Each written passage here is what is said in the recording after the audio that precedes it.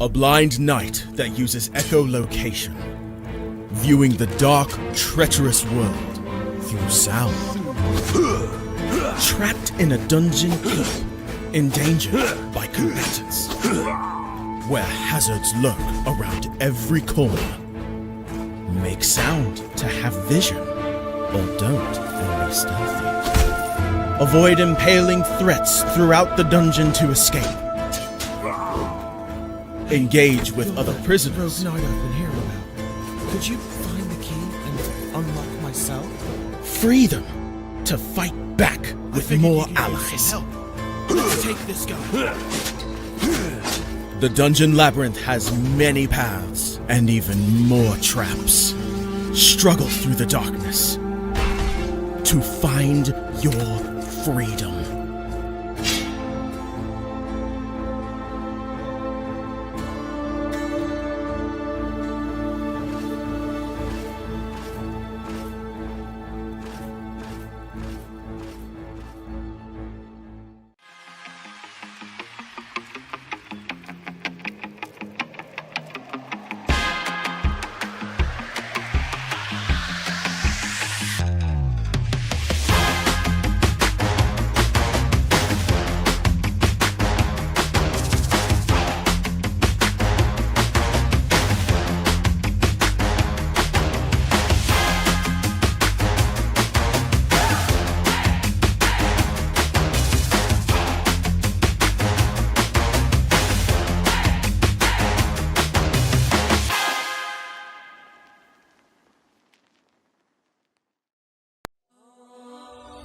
When Alex became a god, he thought he would have no problems at all. Until... He landed in the Divine Dimension and was tasked with protecting the entire multiverse. Am I connected to every single Alex Ambrose that ever existed? Alex could travel across dimensions, defying the laws of time and space, to help other Alexes throughout the multiverse. But then everything changed. No! I have to go back and save them. But if Alex went back to the mortal world, he would relinquish all of his power and his memories. I don't have a choice. I must go back. When Alex returned back to Earth, he goes back to being your average business tycoon millionaire, unaware that the people he cared most about are in danger. Someone help me! Yvonne, what happened? I was attacked by a monster. Alex? What's going on? Get away from him! He is my boyfriend! Who attacked Yvonne in the forest? What will Debbie do next? Who will Alex choose between the two women? Will Alex ever remember who he was before traveling into a different multiverse? To hear what happens next and whether Alex can stop the deranged monster before he strikes again, listen to the original audio drama, Insta Millionaire Returns, only on Pocket FM. Download the app now and find out.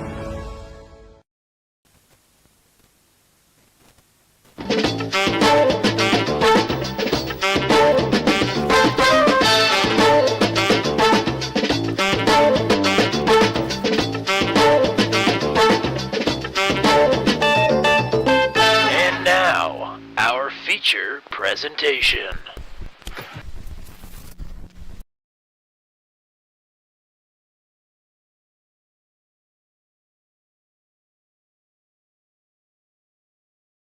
Welcome in one and all to Turn 200's live coverage of the Maximum Velocity CNC Home Designs Truck Series. Round number 15 of the season tonight brings us to the Queen City. It's the mile-and-a-half quad oval Charlotte Motor Speedway. And mile and a halves have been pretty fun this season with Max V competition. No doubt that is what we have in store here tonight as well. Erroneously reported as being a 200-lap race last week, 108 laps. Much more neat and tidy to send everybody into the weekend feeling happy and feeling ready to go for what is the biggest weekend in all of motorsports. Matt Williamson, welcome back. It feels like it's been forever since we've both been on a broadcast together, but we're here and we're ready to soak up some Max V competition tonight. Yeah, it does feel like it's been quite a while, but always good to be back. Yeah, we've had quite a few solo streams between the two of us here in the last couple of weeks, but the boys are back, and it's only 108 laps here around Charlotte tonight, so drivers of the Max V CNC Home Designs Truck Series are looking to get after it quickly because there's not as much time as we once thought for them to get it done. Certainly not, and the sun continues to set here. We'll get track conditions and give you the lay of land here momentarily, but the lay of the land as a whole, the hierarchy of things, the order of our universe here in the sim racing world, the points heading into round 15 here tonight.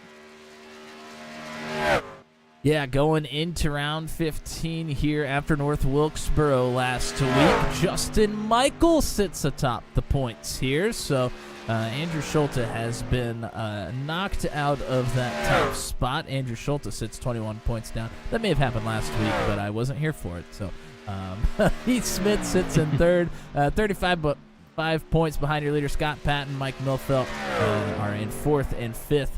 And then Charlie Widener, Rob Haynes, Greg Mall, Will Kirk, Johnny Hamby are all in the top 10. But it's looking to be kind of a four-horse race a little bit here for that top spot. But, of course, you see, round 15, we are not even halfway there. That says of 26. It should be of 36, I do believe. So that's just the regular season. I see. Before we cut off the playoffs there. Gotcha. Okay, so we're over halfway through the regular season, but we still got a long ways to go here for the overall championship. Yes, so drop races have come into effect. Right as the drop races started happening, that is when Justin Michael really started turning it on here this season. So he has assumed the points lead, but Andrew Schulte cut into that gap last week because Justin Michael nearly had disaster last week at North Wilkesboro, kind of rallied for a 9th place finish. I'm sure he's still disappointed by that, but Schulte a little bit closer. I would imagine probably not going to retake the points lead here tonight with drop races in effect. So, but right now, Justin Michael, to the surprise of probably nobody, is on the top of the timing charts right now. Mike Milfelt Jr. has been racking them up of late, putting up great finishes. He is now starting on the outside of the front row. He always comes on strong here at these mile and a halves. Right now, it's Will Kirk, Riley Tilton, and Rob Haynes, 3 drivers that were not at North Wilkesboro last week, that rounding out your top 5. A couple drivers out on track here, Matt, with a minute left to go. Who are we watching? I'm watching Johnny Hamby work on his second lap right now. I don't know if he got one in on the first one, so he's rounding turn 4, looking to have another good one here.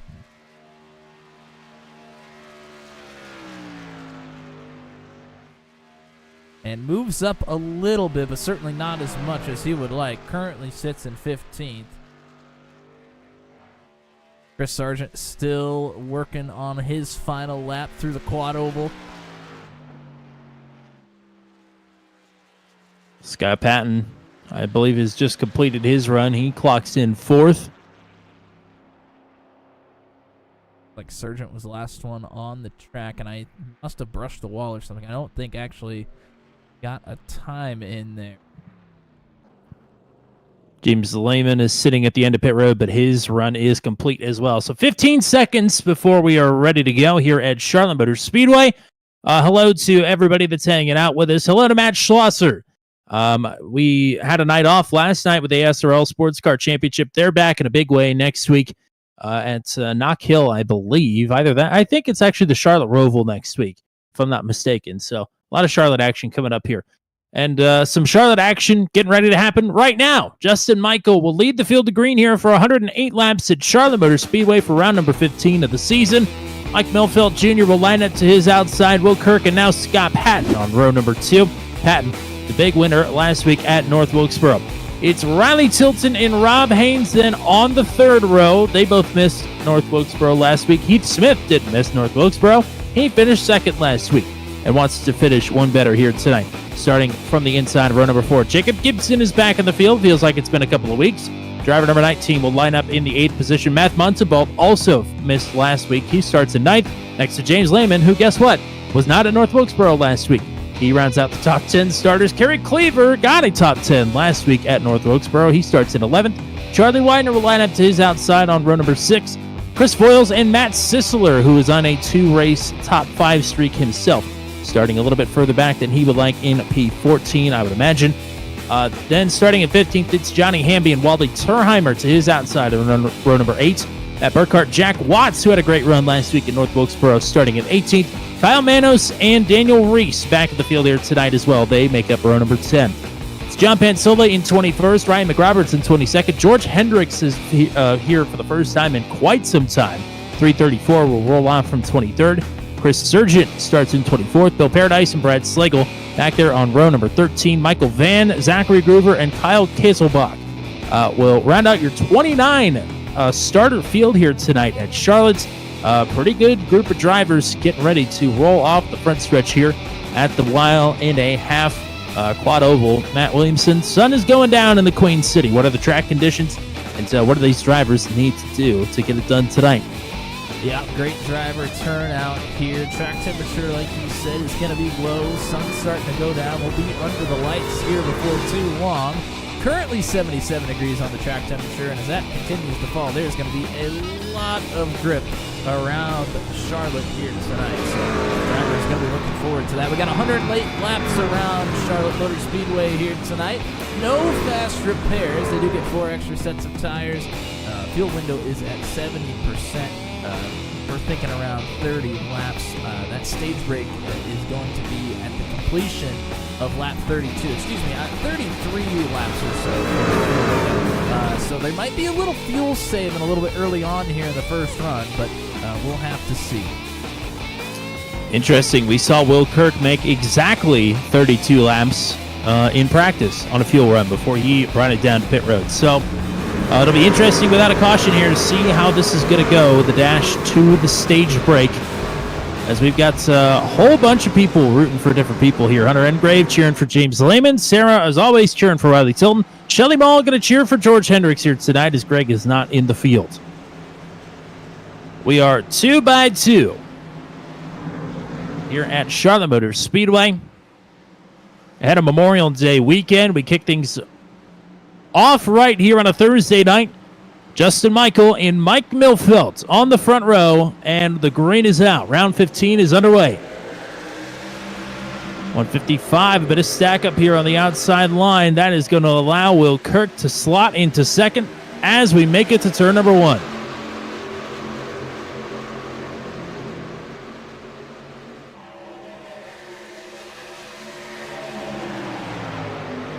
Oh, one driver brushing the wall just inside the top 10 there. I think that was Jacob Gibson.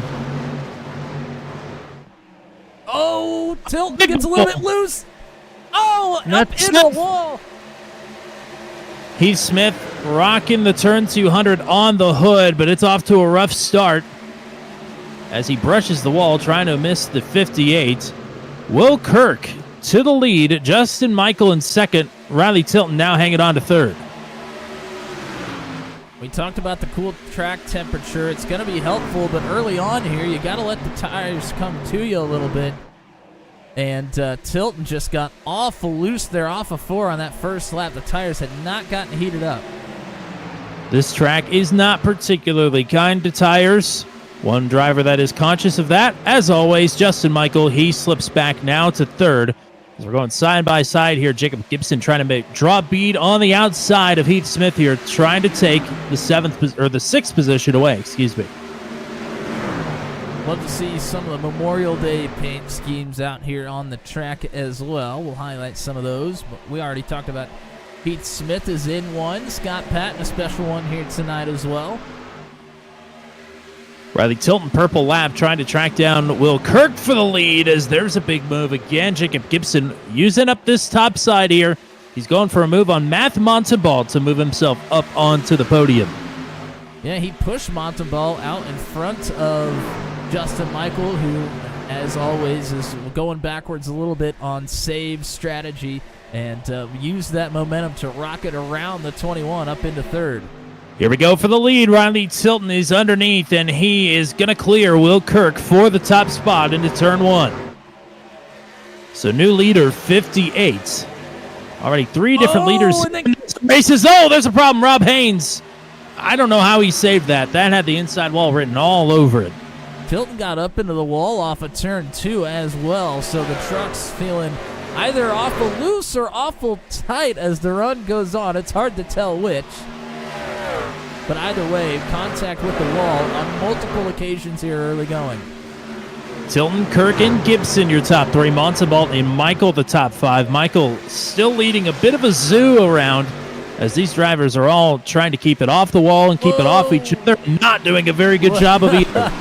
Looked like James Lehman might have gotten up into the wall a little bit, trying to make a move around the outside of Heath Smith. Lehman, always one to push early, is trying to make up some early positions, but is tagging that outside wall. Yeah, no question that time. That was a big shot there out of 4. Still working around the one of Heath Smith here. He'll take some momentum to the back bumper of his teammate, Scott Patton. Smith will drop back to Rob Haynes. Speaking of dropping back, Riley Tilton right now with about a 2-truck length advantage on Will Kirk, who rides comfortably in second. All the veteran drivers, all of these Bandit Motorsports teammates, all right here, kind of keeping the same pace, but Lehman moving forward. And Lehman didn't get the best starting position, so feels like he has to move forward early. He's usually pretty aggressive early on anyways. Yeah, some of the things he said over the radio this race have not been airwave friendly. So he's definitely being aggressive tonight. He's feeling it.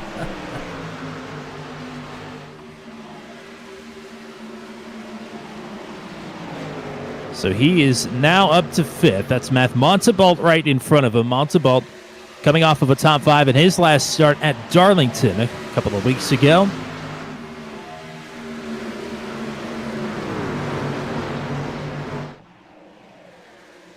Lehman First really time. pushing. Go ahead. Pushing here early, starting to get into the tracks of Matt Montalban. Thought he might take a look at the inside there, but didn't quite have the run.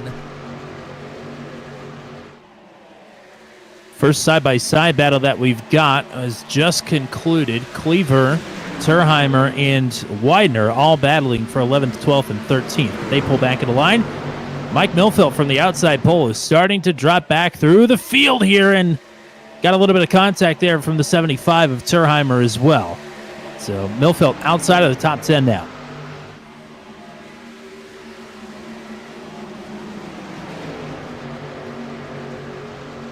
Lucky Roberts, Banana Bucks on this one. Who we got, Funky?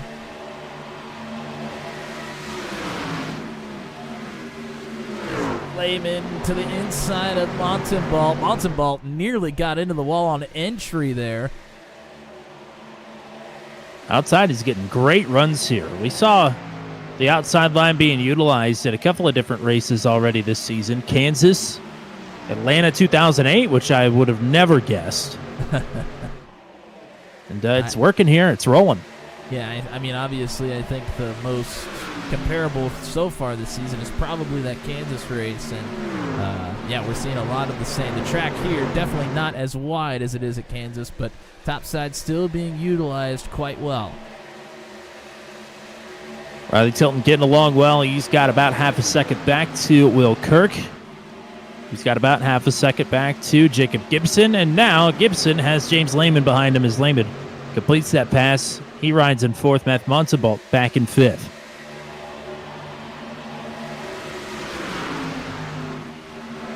Lots of side-by-side battles and moving and shaking outside the top 10 from about 11th back to 16th. These drivers have really been getting after it. Hamby trying to move forward. Sisler looking to gain a couple of spots. Jack Watts is up 4 or 5 spots as well. Everybody trying to get theirs before we get to this stage break. We're not just saving tires here, although that is an important thing to do. We maybe need to save about half a lap of fuel, not just to make it to the end of the stage, but to make it back around to pit road.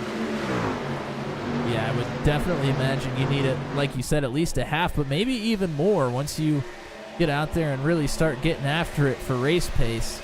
I would imagine maybe saving a whole lap you might have to do to be able to make it all the way down to pit lane after the stage is complete. Justin Michael back on the move forward. He reassumes the 5th position, puts Montalban back in position. So Maltebalt started to slide back just a bit. He has Scott Patton, Heath Smith, Rob Haynes, and Kerry Cleaver right behind him. Good to see the boss man in the top 10 here 2 weeks in a row.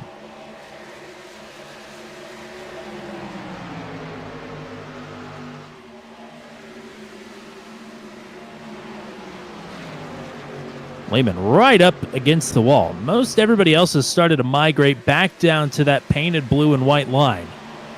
But not the 50. He's right up there. And gotta have to wonder if maybe that's part of his tire there he save goes. strategy as well. But yeah, he's back down to the bottom. But he's pushing Maybe he's pretty listening. hard early on here, so he might have to take care of those a little bit more here in the back half of this stage than some of the others behind him will. Just as quickly as he is catching Jacob Gibson, that is as quick as Justin Michael is catching him. So offense or defense, pick your poison here. Coming to lap number 18. Stage break, lap 32. Tilton still leading. Kirk and Gibson. Only driver to go sub 31 this time around is Justin Michael. Michael feels like he's saved enough. He's starting to get after it. Gibson really starting to slide back here. Lehman might have a run on him and is going to take it to the inside down in turn 3. Gibson, a podium finisher at Las Vegas, so he knows how to do it here on these 1.5 miles.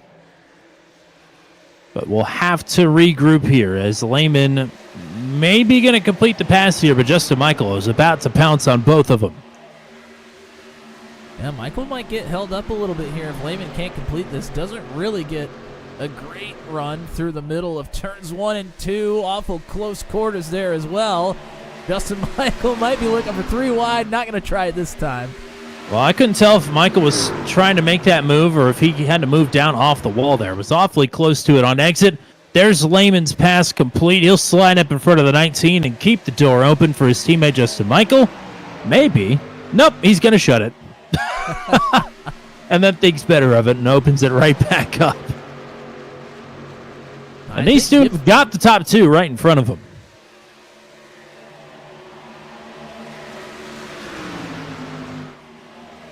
Yeah, they're all starting to come together. I mean, there was a pretty good gap from Tilton back to Kirk and then Kirk back to Gibson just a few laps ago. But the top 5, top 6, Oh, that was Montalbot. Montalbot into the wall just a little bit, but not too much harm. But all of a sudden, these top 6 are right here together. Lehman back up to the top. He's exclusively using it in 1 and 2 now. But he's got a great run here on Will Kirk, and he's going to send that energy up to the back bumper of the 9. That will draw him inside of a truck length now to the race leader. Top 4 about to concertina themselves for the stage win. You know who I see lurking back there is Scott Patton, not pushing anything too hard right now. Knows he's got 10 laps to still do it, hoping that everybody else burns their stuff up here. Here's Kirk to the outside of Tilton. Lehman's going to have a big run, and he is going to help the 9. Tilton drops back to 2nd, now 3rd, maybe 4th as Lehman goes for it. Punches it to the bottom. And if he can't complete this, Justin Michael's going to do the exact same thing that James just did and send some energy up to the 9, maybe. Now he'll drop down in the tri-oval as well. Surely he's not looking 3 wide here. That's kind of what he was lining up for. I think he's looked at it a couple times and has thought better of it. He's going up top. Oh, and he's in the wall. Kirk gets loose, Michael gets in the wall, and James Lehman gets away scot-free. And there goes Tilton back around Justin Michael as a result as well. Tilton up to the wall, down to the middle to defend. Michael going to get back on his horse here. Here comes Will Kirk. He's not done yet. Kirk looking to get back up to the lead. Michael with a slide job to retake 3rd. You know, if Justin Lehman from this... If Justin Michael was Kyle Busch, he'd go just wreck Will Kirk and ruin his race. Because they didn't make any contact, of course. Exactly. Yep. Well, I hold Justin Michael to a higher standard than that. Will Kirk better get the gloves out. Hold my watch. Now Tilton is under fire from Matt Montalbot. Montalbot going to go underneath. Scott Patton right here to try and capitalize as well. Tilton trying to fill the hole. That was close. It's still close, but Montalbot, maybe he was saving a little bit. He is up to fourth now. Lehman, Kirk, and Michael, the top three. Scott Patton is now going to get clear on Riley Tilton as well, so move Scott into the top five. Lehman and Kirk both utilizing that top side there through turns 3 and 4. Justin Michael sticking it in the middle. Oh, Tilton right on Scott Patton's door here. That is going to get interesting. But Patton frees himself from that. Here is Justin Michael underneath Will Kirk for seconds. Kirk fighting back with that outside momentum. We'll have to keep doing that here. Kirk looks awful loose there on that top side out of turns 2 and 4. Couple podium finishes for Will Kirk here this season. Still looking for that first win. His night is off to a great start. Continues to rally here on the top side. Fending off Justin Michael. All to the delight, I'm sure, of James Lehman, who's looking for his second stage win of the season. Actually, his third stage win of the season.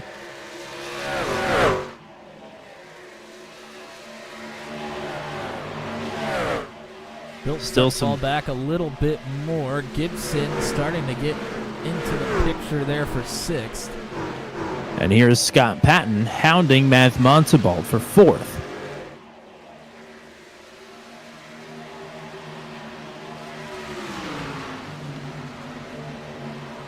This has been very hard racing to open up this race, but very clean racing as well. I mean, obviously, drivers getting up into the wall, trying to give it everything they got, but drivers giving each other plenty of room as well. It's been fun to watch. Absolutely. These guys know how to push the limits without going over the line. Oh, there's a big one from Matt Montalbot. Oh, he's back. Holy cow. That was big. On for a couple seconds there. And Gibson is going to get underneath of Tilton. Slides up into the wall, though. Oh, yep. Tilton going to fight back. Here comes Rob Haynes getting a 2-for-1. Haynes and Smith both going to get the spots.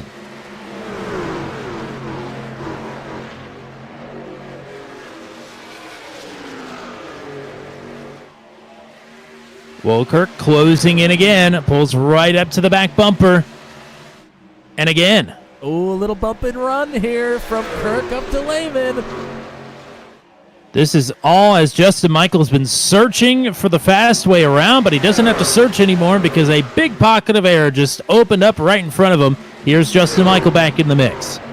And as this battle continues, Matt Montalbot and Scott Patton are closing as well. Kirk's stuck on the bottom, and he is going to get railroaded. Kirk back to third. Michael now primo here in second with Lehman off his preferred line. Scott Patton makes the pass on Montalbot as well into turn 3. Here's Michael with a run. Lehman shuts the door, but the 87 is going to go back up top. 2 laps to go, or 1 lap to go in the stage, rather. So this is going to be it. Michael looking to use the top. Lehman thought was going to try to cover it. Didn't get there. A bit loose there for the 50. Michael right where he wants to be. Up top here. Final corners for the stage. Lehman going to push hard. Right up to the door. Going to be a photo finish for the stage, but give it to Justin Michael. Michael, Lehman, and Kirk. We're still racing, though, so maybe we're going to go one more. Why not? I guess you were right. They usually throw the caution if it's going to happen already. So now Justin Michael still in first. Here's Will Kirk. Michael's got it covered off. They're going behind him. And now Justin Michael across the line will win the stage. There we go. So it went from 26 1,000ths to 2.5 tenths. Michael still gets it done, but Kirk does get into second there. around Lehman. The two of them just about got together off of 4. And that extra lap there, keep in mind, these guys are going to be riding on fumes. But you just have to make it back to the pits here. As the pace truck was catching up and decided to stop. So, speaking of concertina effects, we'll get everybody woed up here a lot. Yeah, a little more save needed to happen than we originally thought there as far as the fuel number goes. So, looks like everybody going to be able to make it back down, though. So Justin Michael in a good spot here with the first pit stall and in control of the field down pit road. Kirk Lehman, Patton, Montebault, Haynes, Smith, Sisler, Tilton, and Widener, the top 10 at the line.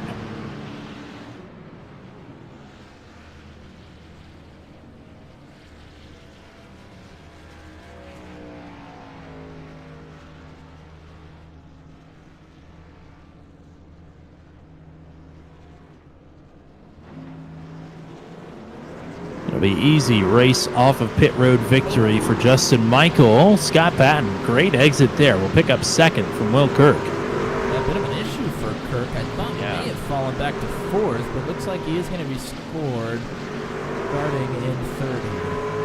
Yeah, he got out of his box pretty squiggly, I believe is the correct term for that. That's the official term for getting out of your box sideways.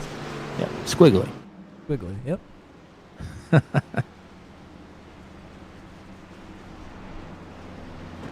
I mean, Justin Michael, now that he's sort of blossomed this season, if you will, looks usually pretty untouchable up front.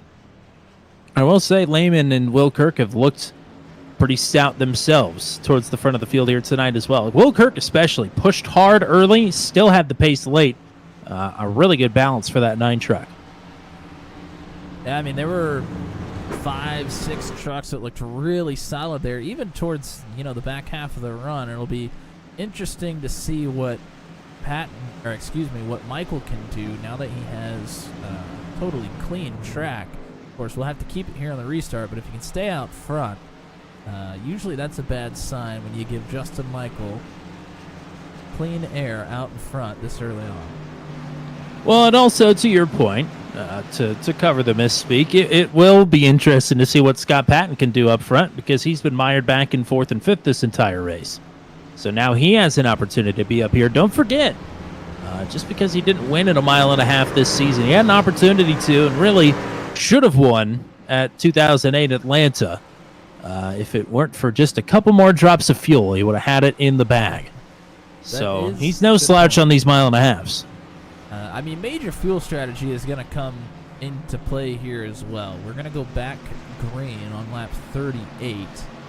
And if we assume that the drivers may be able to push it to 34 laps on a tank, I mean, that would two 34-lap stints would get us to lap 106. So I think there's going to be some aggressive fuel saving going on. You might see Justin Michael, Scott Patton, some of those guys fall pretty far back in the pack, maybe back into 7th or 8th or so, trying to get that fuel save going to get them an extra couple laps as we go on. And speak of the devil, there comes James Lehman. Lehman down pit road. You've seen some drivers down on the flat in the turns, shutting off and coasting, saving fuel. Matt Sisler and Heath Smith in particular. And Lehman, again, listening to the broadcast probably, down pit road. Of course, he doesn't need to listen to us. But well, Lehman is gambling on everybody definitely not being able to make it. I mean, he's going to drop back from 4th all the way to the end of the field, assuming that nobody will be able to save that much fuel. So that's how confident he is that was the right move, because that's a lot of track position to lose.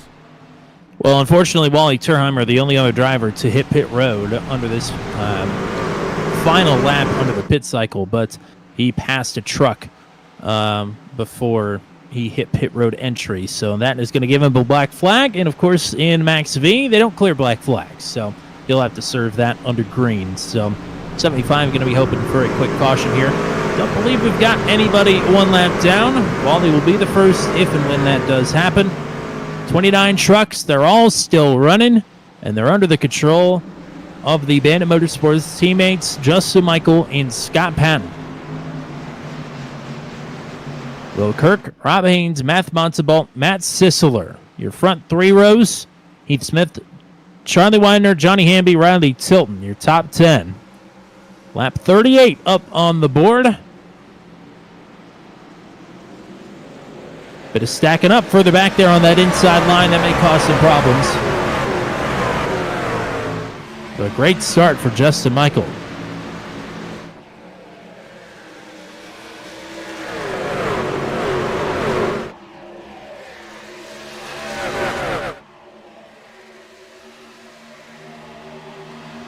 Rob Haynes with a look to the outside here on Will Kirk.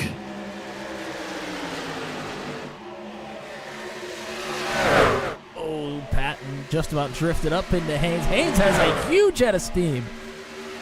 199 off the top rope. How about it? He's going to go to the point. So that clean air doesn't last very long for Justin Michaels, who I'm sure is either saving fuel or saving tire. But he's not saving the lead. Here goes Patton out of second. Yeah, we're going to see a pretty big train of drivers, I think, go around the 87 here. Here's Matt Sisseler to the inside of Will Kirk. Side by side, and now Kirk gonna rocket around the top. He gets one. He might get two. Patton up the track to try and defend, but Will Kirk Whoa. moving and shaking. And now drops down to the bottom and will go to the lead. Kirk's not saving anything. He wants some laps led. And the sun has continued to go down here, Tommy, and on that restart with fresh tires, the track temperature has not gone down. But it looks like that outside has really come in strong here.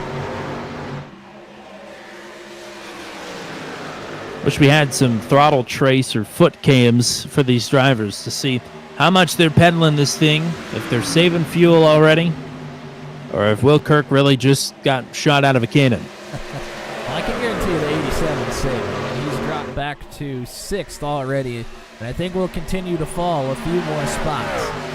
Which this is exactly what he did off the start of the race initially as well. Dropped back to the 6th position, rode, picked up 5th, and then picked up 4th through 1st pretty much in one fell swoop after that. Here comes Riley Tilton looking for 2nd underneath of Rob Haynes down into turn 3, and will clear easily. Tilton, problems further back. Charlie Widener and Jacob Gibson just got crossed up, but they keep moving forward. Yes, Riley Tilton undeterred from his pace fall off at the end of the green flag run in the stage. Takes 2nd, and now will take the lead.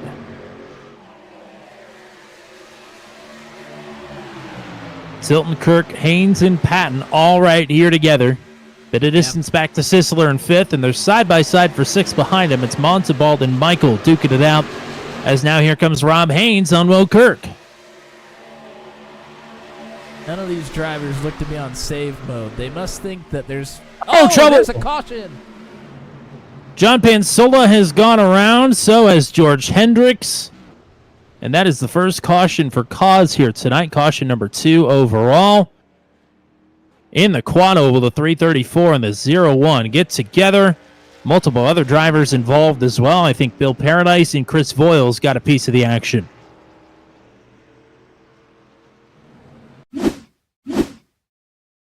Let's take a look at the replay. We saw Hendricks and Pansula. Oh, and it looks like those are the two that make the initial contact as well. Coming up off of turn 4 into the quad oval. Hendricks moves up the racetrack a little bit. Pansula's trying to get down to make that quad oval work. It's a bit of a awkward couple of corners there through the quad oval. And yeah, you see Bill Paradise, major contact there. and Voiles as well. Yeah, no doubt in my mind that George Hendricks is out of this race. I'm sure Pansilla more than likely will be out of the race as well. They both have meatball flags. 5, 5, 6, and 28 might be okay to continue. And this does take some of the pit strategy out of the equation here as everybody's down pit road. We ran more than 2 laps, so we should be good with your regularly scheduled programming. That sort of puts a wrench in a couple drivers' plans. James Lehman in particular, going to be trapped back outside of the top 20. Was hoping for this to cycle out. Justin Michael as well, whether he was saving tires or saving fuel, he dropped back to 7th. We'll see where he comes out here on pit road exit, but that's way further back than he wants to be. But it looks like either just fuel or a right side only stop for Justin Michael, and he gets back out to the point.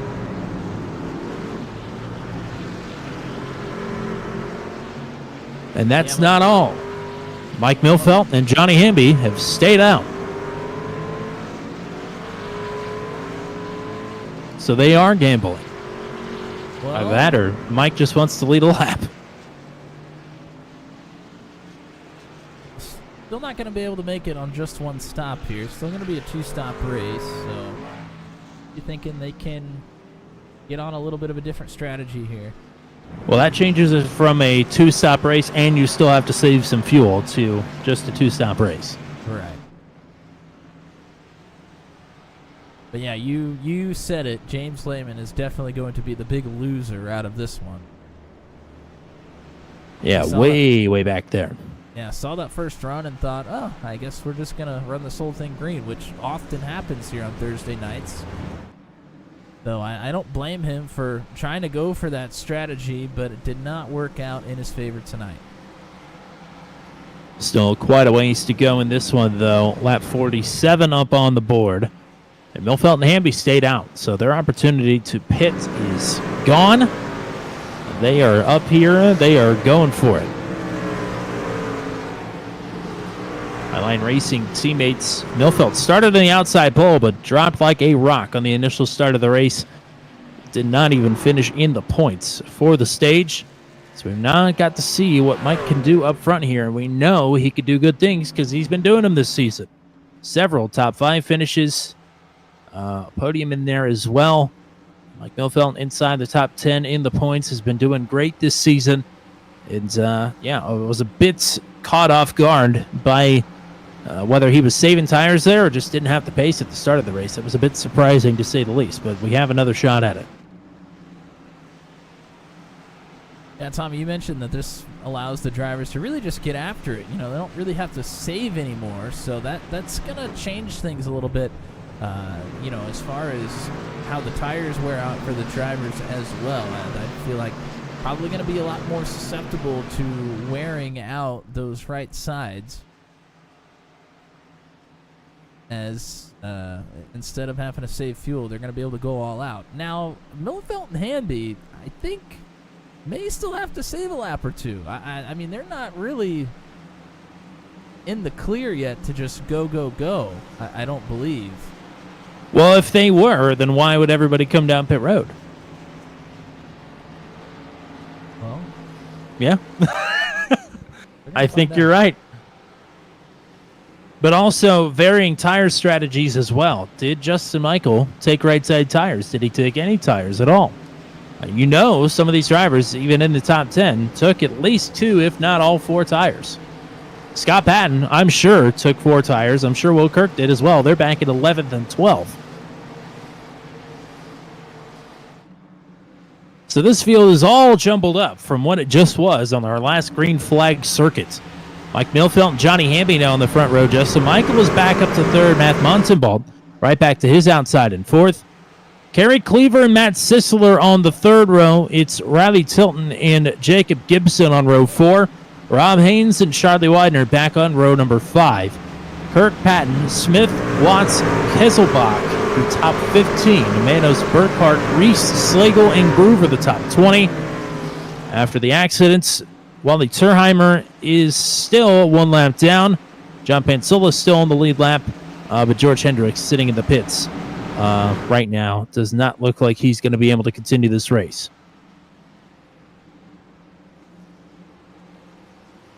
Here we go. Pace truck is off. This race has had its complexion changed entirely. What is about to happen? Back it away. Lap 49. Shout out to Kenny Schrader and BAM Racing.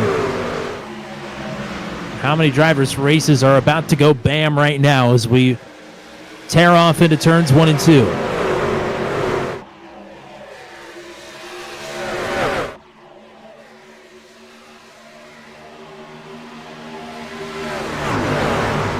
Good starts here for Milfelt and Hamby. They've gotten out Whoa!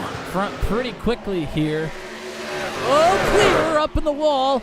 Cleaver up in the wall, and right behind him, it was Tilton, Smith, and Widener all almost getting tangled together there through 3 and 4. Gibson and Montalbot side by side. Gibson looked a bit out of shape there on the bottom. And here's Will Kirk once again rocketed up through the field as Mike Milfeld leads. Oh, Montalbot squeezes there on Gibson. This certainly feels like it's changed. A little bit. There's no more just having to take it easy because of fuel strategy. You are allowed to go as hard as you want to now. Michael on the top side here. Here's Will Kirk and Riley Tilton underneath. Mike Milfeld out to a 1.3 second lead. Feels like a bit of Haas F1 strategy going on as, James Lehman is up in the wall in turn 4. Kirk going to swing back up to the top side. Hamby gives up second, but he did his job. He got his driver a nice gap up front. Certainly did, and these drivers still battling. Sisler up to second, but Tilton trying to fight for that spot as well. This is exactly what Milfeld wants to see in the rear view. Tilton shoots through on the bottom. He is now second outright. Here is Rob Haynes. Will Kirk's moving from the top to the bottom to the top has allowed a couple drivers to go through on him, mainly the 199 and the 46. Into the wall hard, nearly upside down, and back down into traffic. Cleaver, Chris Voiles. Oh boy, that was a violent shot. And that ends the top 5 streak. Yikes.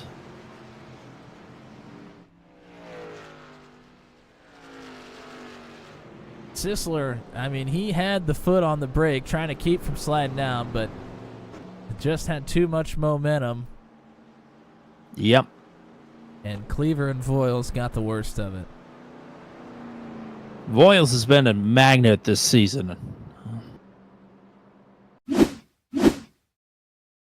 But that was hard racing there between Sisler and I believe Jacob Gibson as they were jockeying for position on the top side.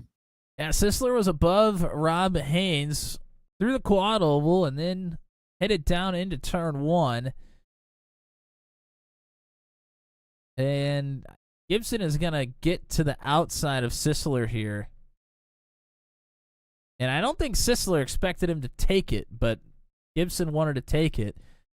And ends up getting into the right rear and turning the 93 head on into the outside wall.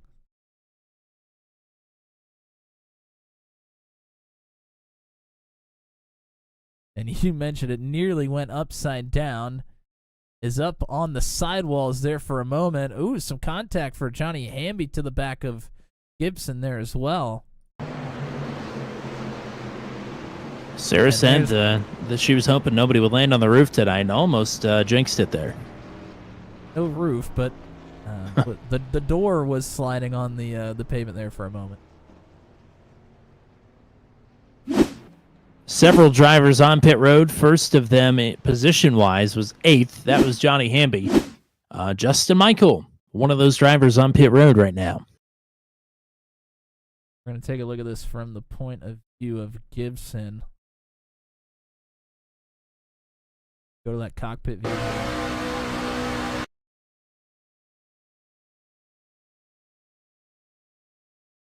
And yeah, he just had a lot of momentum, and I guess felt like there was some room there on the top, but was not quite enough.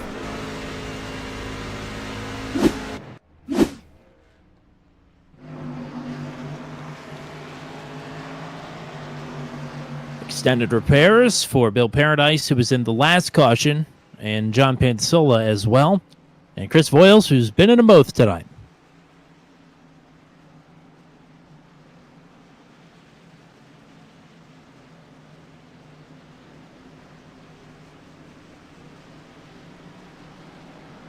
So Mike Milfeld's gap of nearly 2 seconds is erased. It puts him right back into line here with Riley Tilton once they come back to the green this time, or next time rather. Rob Haynes, Scott Patton, Will Kirk, Jacob Gibson still there in P6. Heath Smith, Charlie Widener, Brad Slagle. Now Kyle Manos moves into the top 10. As the drivers that were down pit road that time were, of course, Chris Voiles, Johnny Hamby, Justin Michael, Matt Montenbalz, Jack Watts, Kyle Kesselbach, Daniel Reese, Matt Burkhart, Bill Paradise, Kerry Cleaver, and John Pansola. Matt Sisler's top in the chat. Because that one's a bit of a heartbreaker. Really felt like he had a fast truck, and it certainly seemed that way. Running up inside the top 3. Yeah, looking for a third top 5 in a row. Things have been looking up 93 of late, so unfortunately, not going to be the case here tonight. But, yep, it's still a good run. Carry some momentum. I'm pretty sure we're at Gateway next week, are we not? Yes, next week would be Gateway. That is right. So, let's see what we got there at the 1.25 miles. You and I will be there. Yep, I mean, not. we'll be here Thursday night and Sunday afternoon as well. Yes, exactly. That is the home race for me. Guess it's technically the home race for you as well. Kinda. I guess Nashville. Well, Super for Speedway now. is kind of my home race right now. But, Yeah. But yeah. Home is where your heart is. Speaking of Nashville, going to have the opportunity to see some late model racing with some NASCAR drivers at the Nashville Fairgrounds Speedway, the Thursday before the Cup Series race. That's going to be quite exciting. Unfortunately, won't be able to join you for the broadcast here, but I'll share some pictures for everybody. A likely excuse. But no, that will definitely be very cool. And yes, D. Nicole, Wally Terheimer, with big determination here tonight, he got the lucky dog. He is back in the lead lap, and he can go back to fighting for position now. So, way to stick it out, Wally. And we'll see what we got here on this restart. Mike Milfeld got a big gap, courtesy of his teammate Johnny Hamby on that last restart. No teammates by him right now to afford the same luxury. It's going to be all up to the 155 on older tires than most everybody around him, actually, than everybody around him. We'll see what Mike has here on the front row. Tilton, Haynes, Patton, Kirk, Gibson, your top 6. Lap 58. Laps are ticking away here. 108 is the end number we're chasing after tonight. We're backing our way. Not a good start there for Tilton on the outside. Milfeld rockets ahead, but might mean that there's a big head of steam coming. Haynes going to go underneath the Tilton for second. There's the big head of steam, the 199, the 46, and the 9, all looking to gang up here on Riley Tilton. Brad Slagle into the top 10. He is challenging Jacob Gibson for position. Here's Tilton fighting back on Scott Patton now. So a sluggish start, but still plenty of life left in this 58. And crucially, they're all right here behind the 155 of Milfeld.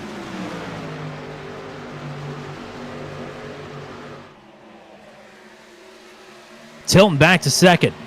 Nicely done. Yeah, early on in these runs, Tilton has been lightning fast. Struggled a little bit there in the back half of that first run. That's the only long run we've had, so maybe he's learned something to get through it better here as we go on throughout the night, but it has been very quick in the early goings.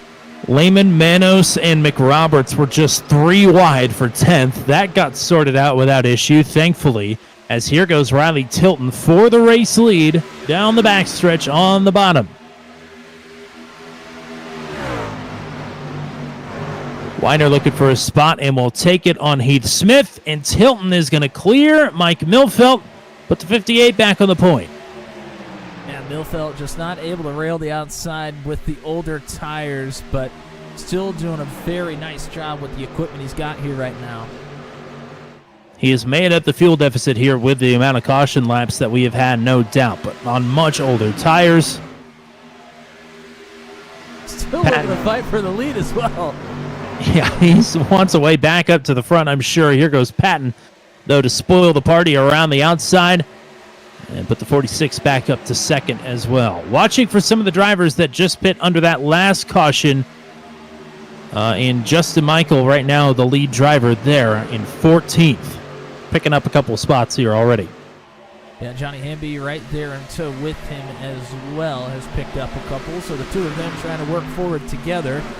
And here goes Scott Patton underneath for the race lead. Got a great run down the backstretch, but Tilton with the momentum off the top side. Whoa. Patton fighting back. A little side draft. Little nip and tuck there. Both Patton and Tilton started washing a little bit there, and then Tilton got tight trying to pull that truck off the wall. Patton trying to find some grip down there on that blue paint. It's got some as long as you don't clip it.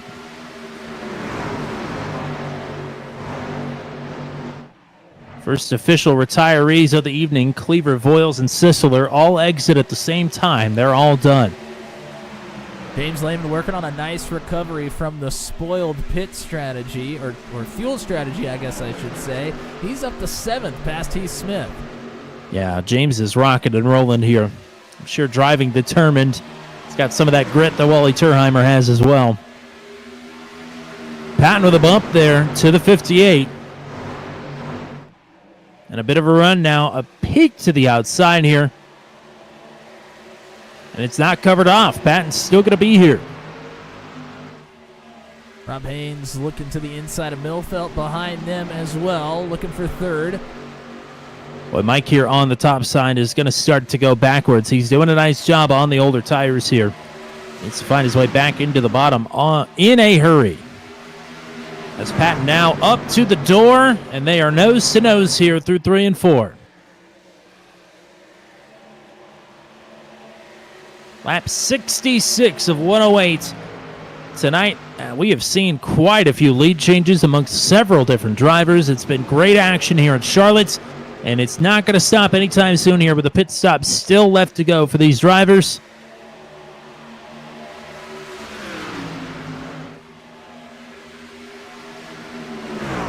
Side by side for over a full lap for the race lead. Who can get it done? Will the 99, or rather the 199, be the prevailing factor here? And while Tilton and Patton continue to battle for the top spot, Rob Haynes has pulled right up to the back of them and is not afraid to make it interesting. In the words of, I believe, Bobby Heenan, whose side is he on? Who's he going to help here? I don't think he really wants to help either of them. He's looking out for himself. Haynes, 2 times a winner here this season. One of those came at Las Vegas. That track a little bit more locked down than Charlotte is. But that really doesn't matter at the end of the night as long as you can come away with the dub. Justin Michael and Johnny Hamby on those fresh tires. Caution. Michael into the top 10. Caution is out. I believe it's Wally Turheimer and Chris Surgeon as well. Surgeon sliding backwards.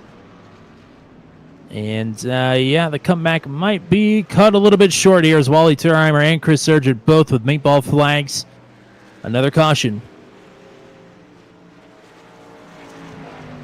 Well, this is going to make things really interesting because a pit stop is still going to be needed under green conditions if this is, in fact, our last caution of the night. Not too sure. Surgeon didn't have a little bit of help. And actually, I thought that was from Kyle Manos. Looking at the replay, that was from Wally. Yep, we're going to take a look back at the replay. I could tell you Kyle Manos is going to be pitting for a change of underwear. 77 of Jack Watts is up there on the top side, and I think Wally's going to look to make it 3 wide down into turn 1. Had a big run, and Surgeon certainly was not expecting Wally to try and fit the truck in that hole there. Haven't seen a lot of 3 wide tonight, so I can understand that maybe a little bit lackadaisical, not thinking that somebody's going to try and put their nose in there. I certainly would not have expected it myself. I would be hoping not to see that, yes. That's just wishful thinking.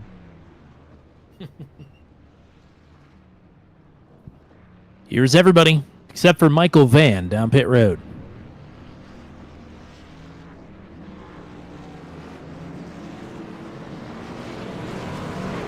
Scott Patton wins the race off pit road. It's Rob Haynes, Riley Tilton, Will Kirk, Charlie Widener, the top 5. Heath Smith, Justin Michael will leap up to 7th. Lehman, Millfelt, Hamby, the top 10. But again, all of them coming out behind Michael Van, who's stayed out at truck number 89. What might make this interesting is if we do get a couple of more cautions. Justin Michael, Johnny Hamby, some of the others that took tires last time around may not have but one set left. Interesting. So if we have a caution late in this race, that could come back to bite them here in the long run. So Michael getting off sequence under our first big pit cycle, as here comes Michael Van to pit road. So it'll give the lead back to Scott Patton. Michael in the first caution after the stage didn't take tires to make up for the fact that he dropped back to 7th after having control of the restart, got himself back to the lead, dropped back again on older tires, then came in to get tires, worked himself up from outside the top 15 inside the top 10, and now I'm not sure if he's taking tires again or not. I have no idea. Assuming probably has. He's kept his track position here, starting at 7, so I would have... I mean, he didn't jump up a lot of spots. I would imagine probably took tires with everybody else, but maybe just 2. Not quite sure. Either way, trying to keep track of everything that he's done in the pits tonight is making me a little dizzy, to say the least. Well, if he finishes on the podium, we'll certainly have to ask him, and he's going to say, well, of course I did this, guys. Come on. And we'll say, oh, yeah, that makes sense. Justin Michael could do whatever he wants because he's fast. And that is a fact. We should point out, I guess, before we go any further here tonight, if you haven't noticed already, Andrew Schultz is not here. So I think this is the second race that he's missed this season, unless I'm mistaken, and this is the first. So one of the two. No, I think definitely missed one earlier. I don't remember what race it was, but I'm pretty sure this is the second. So you get 3 drops throughout the regular season. So, of course, you would like those to all be starts, and you pick and choose your best finishes. But, I mean, still basically 3 freebies to use however you like. So no Schulte here tonight. So that will change the complexion at the top of the standings a little bit, as Schulte had gained some points back on Justin Michael. After Schulte finished on the podium last week at North Wilkesboro, Justin Michael did not finish to where he would like to. Finished 9th. Most drivers would be okay with that. I certainly would be okay with that. As somebody who's averaging a 9th place finish in our Sunday Next Gen League, I would love a 9th place finish.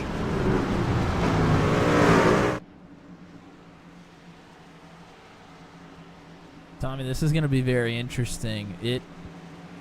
I mean, we're on the precipice. If you can save maybe 2 laps of fuel, you might be able to make it. That's asking a lot, but I feel like somebody may try. What do you got to lose? If you're somebody back in 13th, 14th, 15th, save you 2 laps of fuel. One thing's for sure, Patton, Haynes, Tilton, Kirk, Widener, and Michael going to be turning and burning it up front.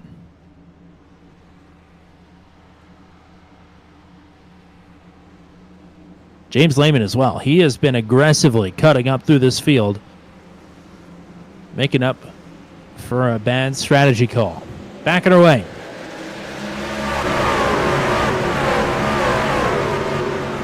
Tilts in. Oh boy, that was a big shot there. Oh, and more contact between Kirk and Haynes, at least very close. We're sharpening these elbows as the laps tick away. Kirk underneath Haynes. Oh no! Patton's gonna go around. Patton Haynes, there goes Widener. Oh, We're still my. crashing. Oh boy. Riley Tilton crosses the line in the lead. Oh boy. That might be the end of the night for Manos, Smith, and Van in particular, who took some pretty hard shots. They're definitely going to have to repaint the infield before Sunday after that. Wow. Everybody had to scatter for that one. Well, Patton over the radio says that one's on him. We'll see what Matt Williamson Vision shows us.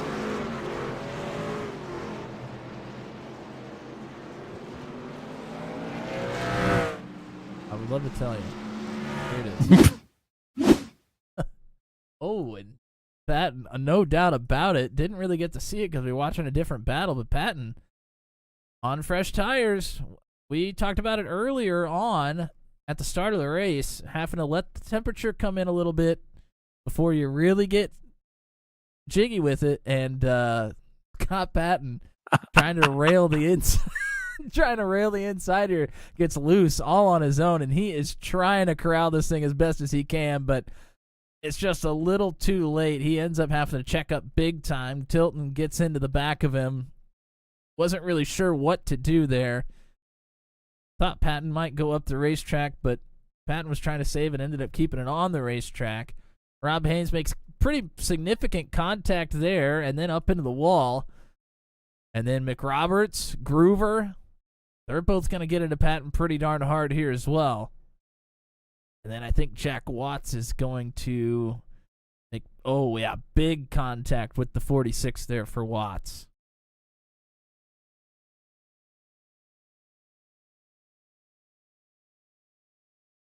So, yep, you can't get jiggy with it that early on. That's the You got to moral of stretch that story. first. Yeah, exactly. We're getting older now. You got to stretch.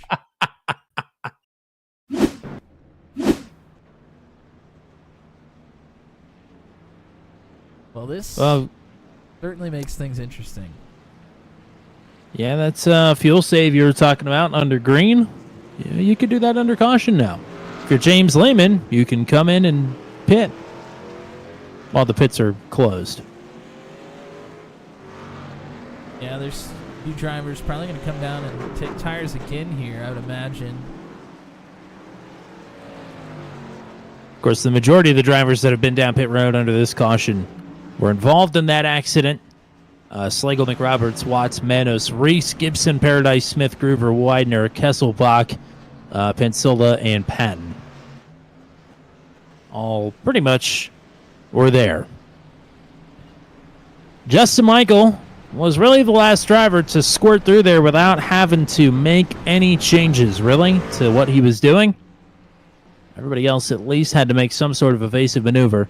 And that took out quite a few of the cast of characters that we had at the front of this field. Much to the delight, I'm sure, of Justin Michael. Yeah, much to the delight of probably quite a few drivers. Lance Ackerson says, Wally ride it out. Well, Wally's required repairs are complete. I'm sure he'll still have some optional. And he can come back out to the track if he so chooses.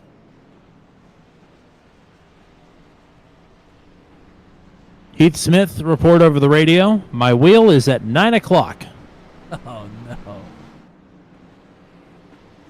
I missed the big contact there for Heath Smith. What's interesting is externally, the truck looks pretty darn good. It doesn't look like a ton of damage, but Well, obviously just because we're on the hood. Yeah, obviously something going on there. Well, Scott Patton right after that said, "Me too." So that one's still a bit more expected. Yeah, that one makes a little more sense, I think. Well, two drivers that have looked awfully great, multiple points here this season, but have yet to come away with a victory, either this season or any season with Max V. That is Riley Tilton, who will be in control of the restart, and Will Kirk. Two multi-time winners behind them. Rob Haynes with some damage, Justin Michael with none. Then Johnny Hamby and Matt Burkhart on the third row. First time we've called out Matt Burkhart's name here tonight. He also has a bit of damage on the right side door. Mike Milfelt, Jack Watts, Brad Slagle, and Daniel Reese. Your top 10.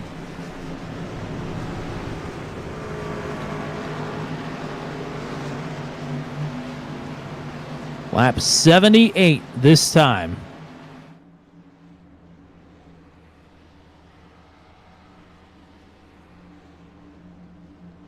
Cautions breeding cautions, and the cautions seem to be getting bred bigger and bigger.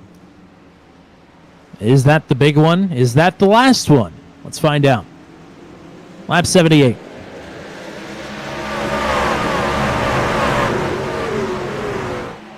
Michael down to the bottom. Kirk hung out up top. Rob Haynes undeterred from his damage, at least so far. Big wiggles further back in the pack. That was Kesselbach.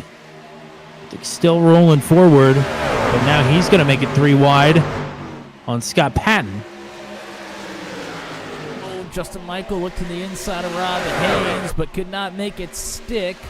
Will Kirk going to get back around the outside. Kirk loves that outside. He is right where he wants to be. Kirk looking good. He's got to run.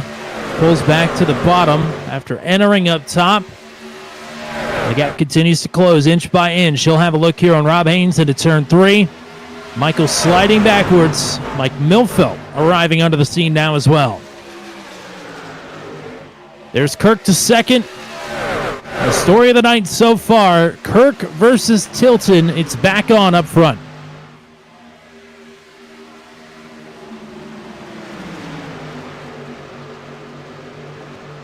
And Michael, Milfelt, Hamby, Burkhart, Slagle. Slagle with a great run here tonight. Jacob Gibson, Jack Watts, all of them are right here in a big group. Milfelt drove it a bit deeper there than Justin Michael on the bottom and nearly piled into the back of the 87. Hamby around the outside will take the position from Justin Michael, move Hamby up to 4th. Burkhart now going to motor around the outside looking for a spot on Justin Michael, who I'm sure, don't hit the panic button, just saving a little bit of tire. Leaders are still well in range of everybody in the top 10 as Gibson pounds the wall. Yeah, Gibson's been struggling up there on that top side and finally got a good lick. Truck length gap right now between Tilton and Kirk for the race lead. Gap is closing between Kirk and Haynes now, about 0.3 of a second. Hamby got off the apron there, got awfully loose. Justin Michael under fire now from Mike Milfelt on the top side. That is for 6th. It's one thing to save tires, but maybe falling a bit too far back into this hole. I said don't hit the panic button, and that's me hitting the panic button because Justin Michael is Superman, but there's a lot of positions to overcome here, even with potentially a pit stop to go. Yeah, Slagle looking underneath as well. This would put Michael back to 8th position. Brad Slagle has not had the season that he's been looking for. Quietly consistent last season, just hasn't been there this time around for whatever reason. It's great to see the 052 back at the top 10 tonight, as Michael and Watts now going to battle for 9th, or rather for 8th. Burkhart looking to get around Hamby now as well. That's going to be an easy pass. Michael Milfelt going to do the same. So Burkhart and Milfelt up to 4th and 5th. Here comes Burkhart. Why stop there? He wants to get on the podium. Burkhart looking underneath of Rob Haynes, who, remember, got a bit of damage there And how about the Ford truck up to third? And closing in here on the top two. Millfeld here to follow suit as well, but you're right. Burkhart might just keep that momentum going here all the way to the top. Johnny Hamby keeps clipping the apron there in 1 and 2. Washing up the track. It's going to open the door this time for Brad Slagle to get underneath. As Millfeld going to slide up in front of Rob Haynes. Takes fourth. And here's Justin Michael now on the march forward.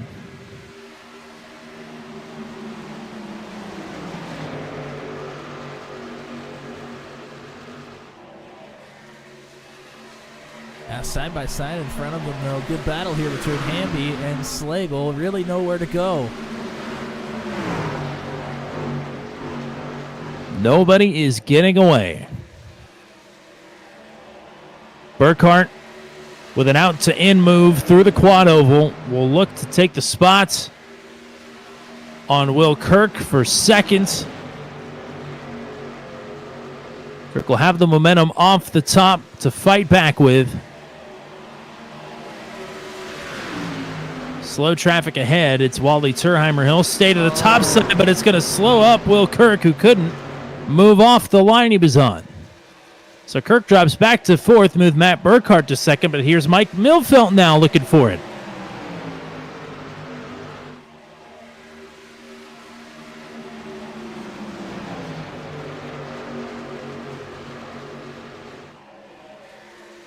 Almo Tilton leads up front. Working lap 88. 20 to go at the stripe. If Millfeld and Burkhart get to battling here, that could be exactly what Tilton needs. They are. They're going at it here.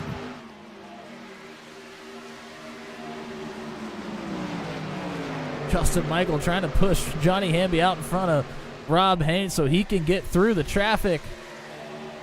Well, he's back trapped. Supposedly he's back in the right horse right here. Hamby keeps washing up off this bottom. Might open the door inadvertently for Michael.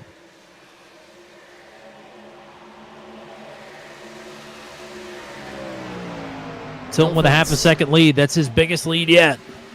And Millfeld still underneath the floor of Burkhart, and that allows Tilton to get that gap. Now working around some traffic. Burkhart into the door of the 155, trying to pin him behind Heath Smith. Smith will drop down to the apron. Burkhart re-clears for second. Boy, that was close.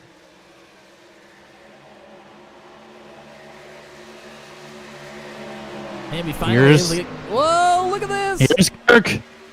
Up top.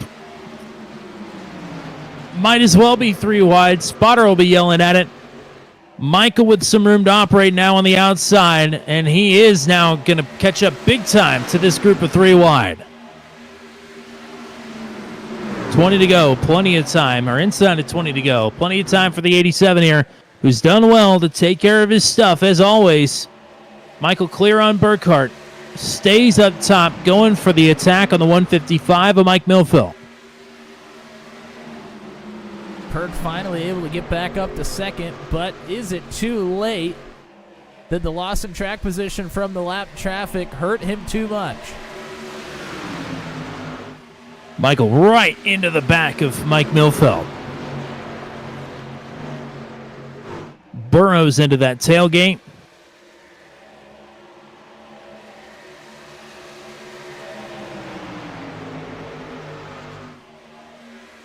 Tilton is slower than everybody else in the top 5.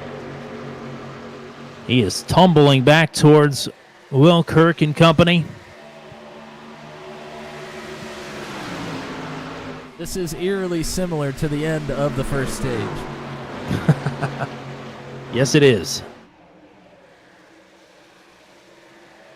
A few different players, but still the same action. Kirk is closing. Michael is closing.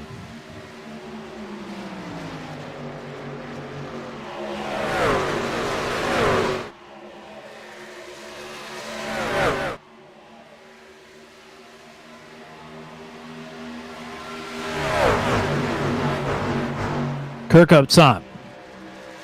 Oh, Kirk wow. right on that wall. Larson line. Michael Unfortunately- closes.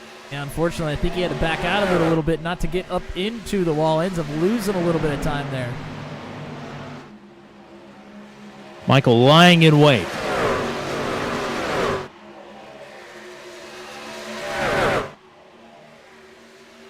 Milfelt, Hamby, and Slagle fading away as the top three are set to do battle here in the closing laps. Justin Michael choosing to back Will Kirk here, trying to get them a run up to Tilton. You might as well. Kirk back up to the top.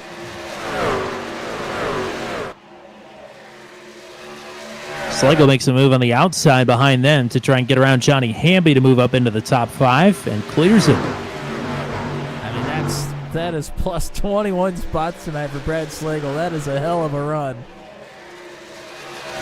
Only a few laps to finish it off for Slagle.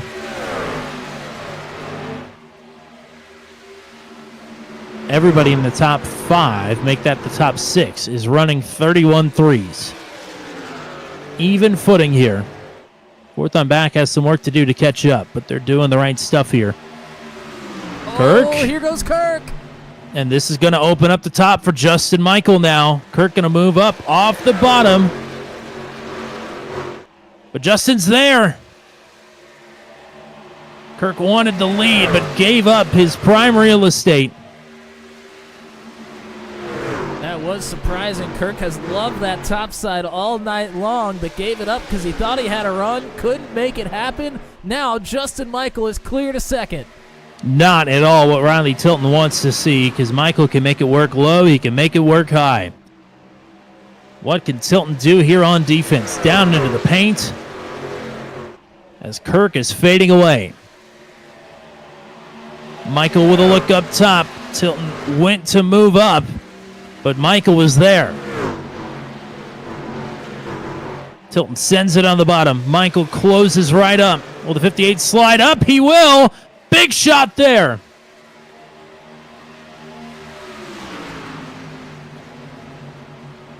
Tilton, aggressive defense. It allows Kirk to close back into the mix. Oh, another big shot. one. Double block, multiple contacts. Tilton is not going to go down easy. Tilton's blocking like it's Talladega. Tilton wants this win. Michael's had a few this season. Riley Tilton says step aside.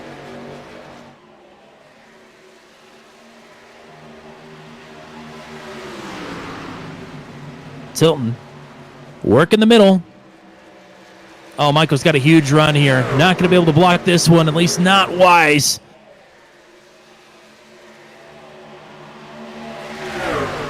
Like maybe a little bit of netcode door contact there through the quad oval. Well, it's going to stop being net code here before too much longer.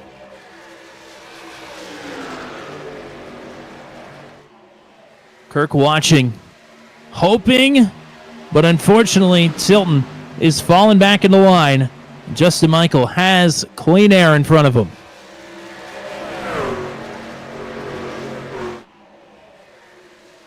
Now, like Talladega, Kirk bump drafting the 58, trying to keep him in the fight.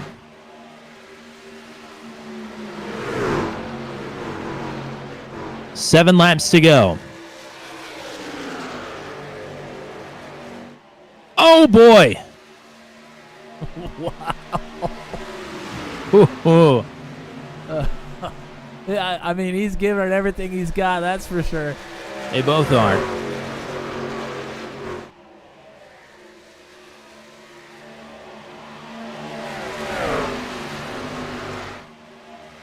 Kirk now just going to go to the outside here. Maybe abandons the plan to bump draft and maybe going to just settle for second without a caution. Oh, tilting up the racetrack a little bit. Got a little tight, but Kirk going to get even and clear. Does Kirk have enough here?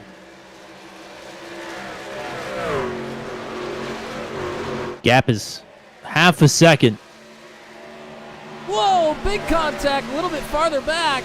That was Jack Watts And I take that back. I may have been Gibson. Somebody was into the grass there in the quad oval. Oh no, Caution caution is out. Oh my goodness, caution is out. I'm not sure who that was for. I'm not sure either. I don't really see anybody. I don't really know what just happened. Wow. Kyle Manos is just disconnected, so maybe it was him. I'm not 100% sure. Look at the incident tracker here. Well, that was Kyle Manos that went down into the grass there and then manually disconnected, but now he's reconnecting, so maybe the sim kicked him out or something? I'm not sure. You're right. That was Manos that was down in the grass.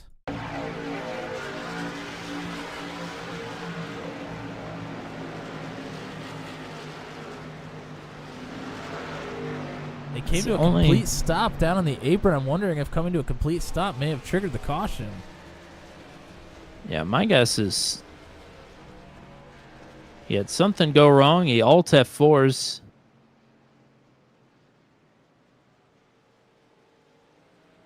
It was interesting because he's already back in the session. Yep, everybody down pit road. Down pit road except James Lehman. Lehman going for track position here. Oh, Lord. Oh, baby. He's the only one, too. Matt Monsenbald, I think, is a lap down. So here we go. Michael in a position to win the race off pit road. But he won't. Will Kirk. Will Kirk gonna roll the dice on a two-tire stop. So does Johnny Hamby. Yeah, Hamby with the same. Michael goes for 4. I wasn't even sure Justin Michael had 4 tires left. Obviously, he does. Wow. Boy, this is going to get very interesting. Lehman on the old rubber. We'll see if he comes down to pit this time. Something tells me he's not going to. No, I don't think so. That would put Justin Michael on the outside of the second row. Boy. And we'll put, when you we'll take put Kirk in a great spot here. Yeah, but when you take 2 right side tires and your left ones are worn out pretty well, those trucks can be pretty darn squirrely. I mean, it will not drive like you expect it to. So Kirk and Hamby going to have to be very well aware of that. We are going to dip into overtime here, it does look like. We've only had 1 overtime finish all season, if I'm not mistaken. We'll have a potential for 3, should we need them. The way things are going tonight, we might need all 3, honestly. Not that it's been, a wreck fest and one of these nights that we're going to be, like muttering about and tutting at the drivers after the race. It's been a great race. We're used to, though. It's been a great race. These guys are getting aggressive, and just a couple of them have just overstepped that little bit. I mean, this is a tough track to have to race that hard as well. I mean, it's a fast track, but also very tight confines, and it's easy to get tied up into the wall and then loose off the corner as well. I mean, it's just it's a tough place to get around. Yeah, racing like we've seen tonight at Charlotte, if you could pull it off like this, it's a magic trick, because this place eats tires. It tries to hide that, but it does. So the fact that we've seen 2 wide, 3 wide racing pretty much all night here, and Will Kirk has been hammering the cushion pretty much all night, has been miraculous. Well, what seemed to be a strategy race from the get-go then turned into really not a strategy race at all, but all of a sudden we get a caution coming out with 4 laps to go, and it's a strategy race again. We got Lehman out there who didn't come down pit road. He's gambling probably on fuel as well as the tires. Have Will Kirk, Johnny Hamby, who only took 2 tires, the right sides, and then everybody else who took 4. This is going to be This is going to be special. Now remember that on the 1 to green on the last caution, James Lehman did come in and top off. So, Well, that was on lap 75, so yeah, I was going to say. I mean, it's still good on right- paper, We're kind still of. right there, close to that number. I mean, it's and we now. Granted, we have had some more caution laps than we're used to, but I still think it's close. Definitely going to be close, especially end up since having this will be lap 109 of 108 coming up. Right, and if we have to go another one, or maybe even a third, I don't think we'll be able to make it. But he needs. All this right, one to everybody. work. Yes, he does. And hold on to your butts, everybody. It's about to get crazy here at Charlotte if it weren't crazy already. Lehman, Kirk, Hamby, Michael, Weiner, Milfeld, the top 6. And who's to say the winner's going to come off the front 3 rows?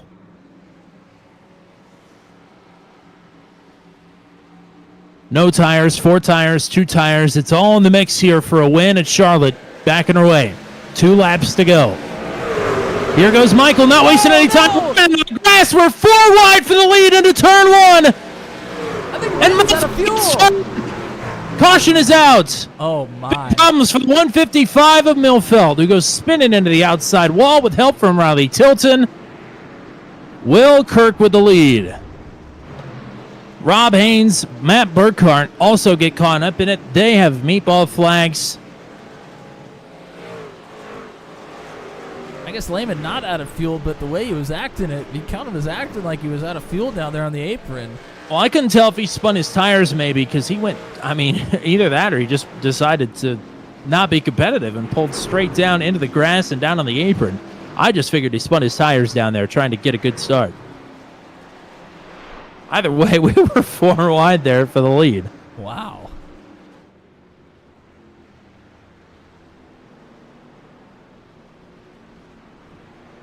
Go back and take a look at that replay.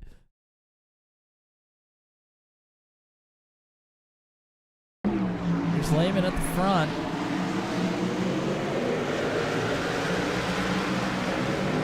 James Lehman missed a shift. That is the report over the radio. Okay, I was going to say, it didn't look like he got loose. It looked like he just pulled right down, and that makes sense. He thought he was going to get run over by Hamby, didn't want to impede the 70, so pulled down into the grass to not get run over, but that did make them 4 wide, and he decided to stay down in there in the apron. Might have been a good idea, but directly behind him, Tilton tried to make it 3 wide with Milfeld in the middle and Charlie Widener on the top. Milfeld thought he could just haul in there on the bottom, and Tilton caught the left rear of the 155. And, whoop, that's not. And Milfeld's going to go for a little bit of a ride here. Yeah, Milfeld is out. It went from a promising start to a bad race to a good race, back to a bad race.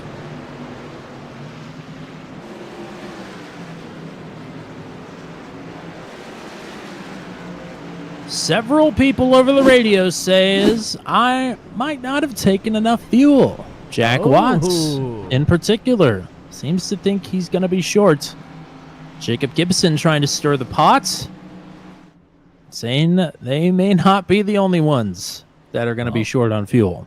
Little insider iRacing knowledge for you. When you come down pit road, it automatically gives you enough fuel to only go 1 lap past the checkered flag if you're at the end of it. You have to manually set it if you want more than that, and oftentimes drivers, it could be by choice as well, trying to have the least amount of fuel as possible, thinking that, you know, they were going to make it there on that final restart.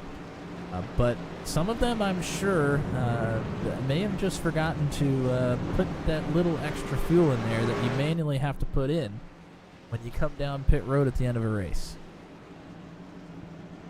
I've done it. You've done it. Anybody that has been in enough league races and been in the race at this point, I've done it. Didn't give yourself did not give yourself enough fuel for the green-white checkers. Cost myself a really good finish at Goat Locker Racing League at Phoenix doing that. Still kicking myself about it. But that's racing. Man. A maximum of 2 more cautions. So James Lehman is still out here. Yeah. Did not come down pit road. I have to believe he is awful close on fuel. Well, Have I to would believe. imagine he is And- not under power right now. Yeah, he's riding on the apron. Riley Tilton is as well. What's interesting here is that Justin Michael went from being on the outside with a slow truck on the inside to now being boxed in on the inside with Charlie Widener having an equal footing on tire life to his outside. So, I mean, he was looking for the lead on the extreme outside of 4 wide, and the sim scores him 3rd at the time of the caution, and boxes him in essentially here for what could potentially be the run to the checkers.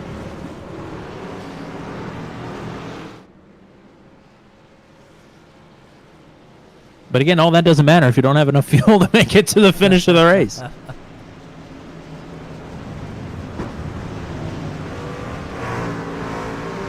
I know I mentioned it in passing, but for anybody that was watching the progress of Rob Haynes and Matt Burkhardt and wonder what happened to them, they got caught up in that accident, if only by a little bit, and picked up meatball flags. They have both since got their meatball flags cleared and are back out, still in the lead lap, but they are not going to be looking to finish anywhere near where they were running at the time of the caution, which was inside the top 10. A lot of weaving, a lot of people still under the apron. I don't know. I don't have a good feeling about this. This is one of those things where it feels like anything can and probably will happen. Much like This the is- last one felt. Yeah. Attempt number 2 at a green-white checkered here. Dipping into the fuel reserves. Will Kirk and Johnny Hamby looking for their first career wins with Max V. So is Charlie Widener in 4th. And Justin Michael wants to extend the points lead. Back it away. Not a good start there for Hamby. He stacks up his teammate Widener. And here is Riley Tilton, the big X factor. And these top 3 have been battling all race long, and they're going to do it again here. Michael with clean track. Kirk on 2 tires. Michael on 4. Are we going to make it back to the stripe?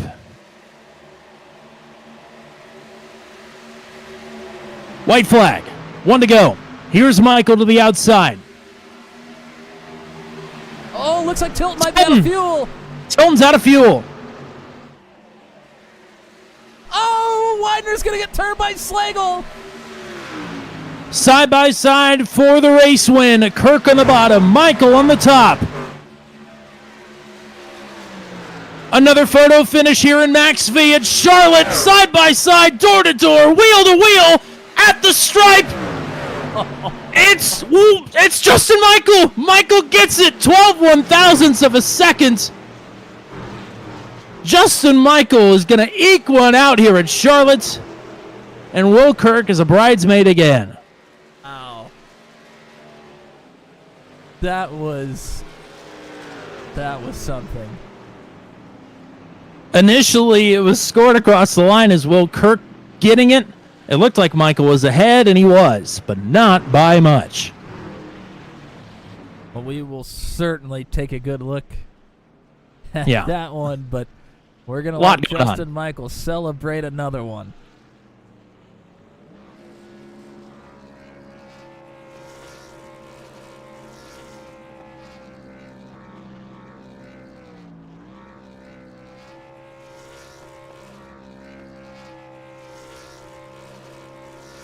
And that is 5 golden rings for Justin Michael here.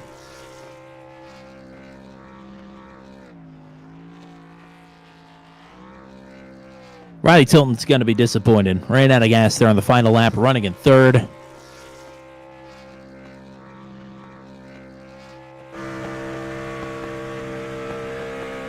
I'm sure Will Kirk is going to be gutted as well.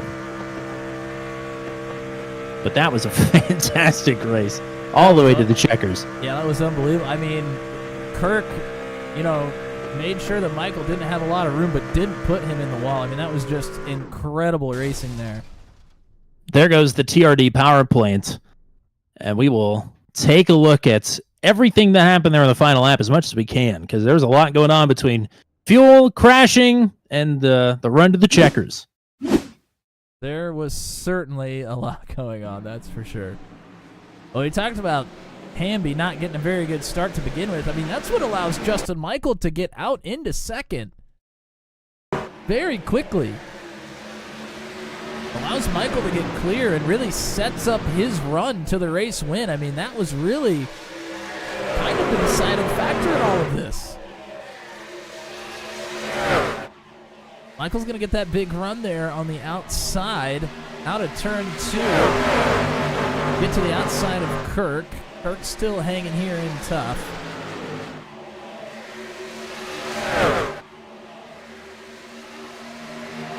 And there's the white flag, and then we're going to see Tilton run out of fuel here.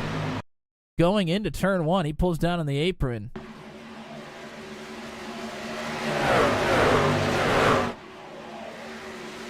There's Widener. Slagle just gets into the left rear of Widener. Widener goes for a spin. But Widener going to finish outside the top 15 as a result.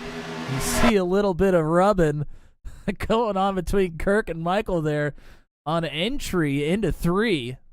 And then Kirk trying to give Michael the least amount of room as possible without putting him in the wall, and does an incredible job. Michael may have gotten into the wall just a touch, but I mean, it wasn't much. And here is the run across the stripe.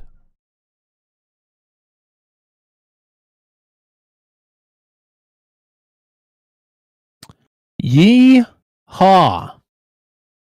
That is a bumper, ladies and gentlemen. Brought to you by the glorious Sim camera packages by Whiplash. Sim cams off their lens into your preferred streaming device or living room. Yeah. Another photo finish here with Max V. Doesn't make the top 10 closest in channel history, but by golly, it's awfully close. 12 1,000ths of a second for Justin Michael. Will Kirk will finish in second. Johnny Hamby, great podium for him here tonight. Jacob Gibson, I swear, hit the wall about 15 times tonight trying to run the top side. He'll bring it home in fourth. Brad Slagle, first top 5 finish of the season for him, and he goes 26 to 5th tonight. Incredible stuff for Slagle.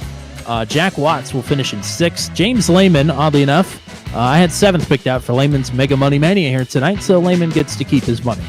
Ryan McRoberts will finish in P8. Zachary Groover in P9. Bill Paradise in the top 10.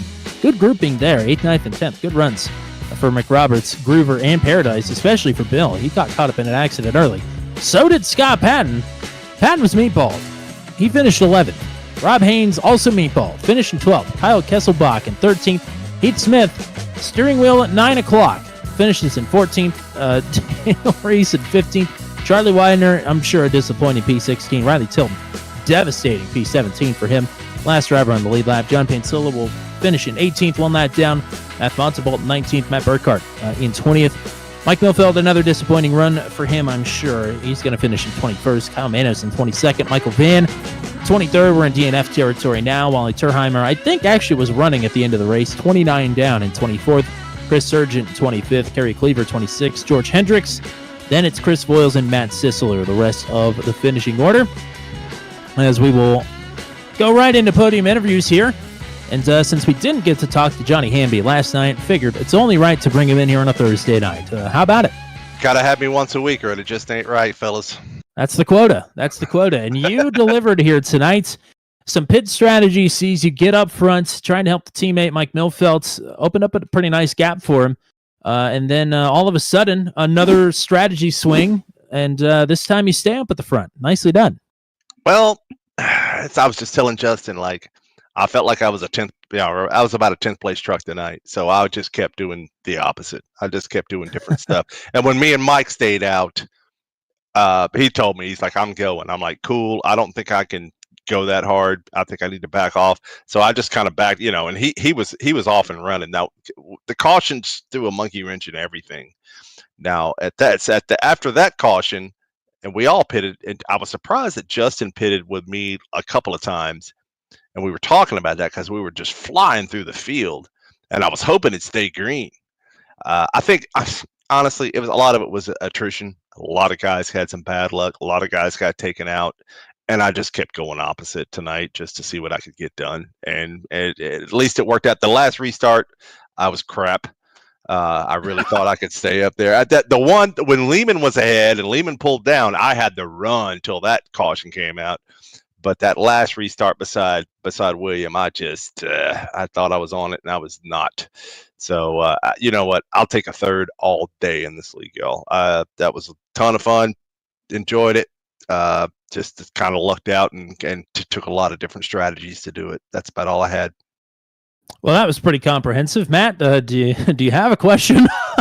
Yeah. Did I answer everything for y'all? I did your job for you.